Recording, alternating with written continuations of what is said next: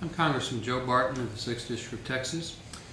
Tonight it was my privilege as the United States Congressman for the 6th District to personally participate in the State of the Union address where the President addressed the Congress and the American people. As always, I was impressed with the President in terms of his delivery and his personal hospitality. He and his wife are both charming people, and they presented themselves very well. In terms of the substance of the President's speech, it was a different speech than he gave last year when he was the new President, untested by reality. He admitted that he had made mistakes, and I think that's an understatement.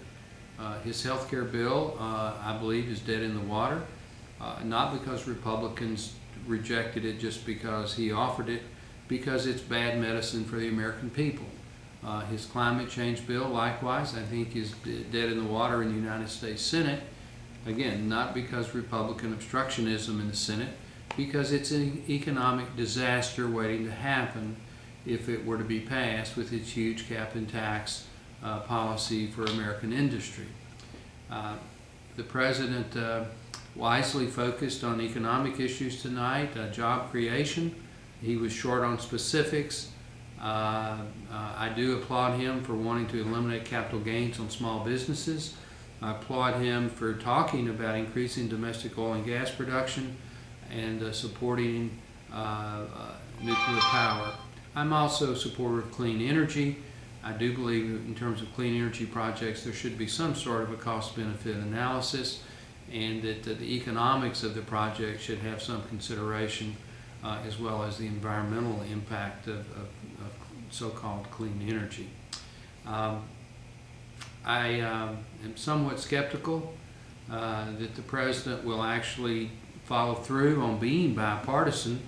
I asked him that question in the White House last year in a public forum, and he assured me that he would be, but as we all know now, none of the health care negotiations were public. Not only did he not televise the conference committee on C-SPAN, there was no conference committee.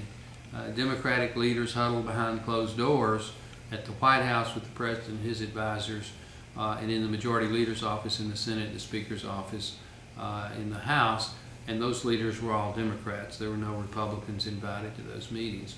So it's not necessarily what you say in a speech, it's what you do as President. If President Obama really will work together in a bipartisan fashion, I'll work with him.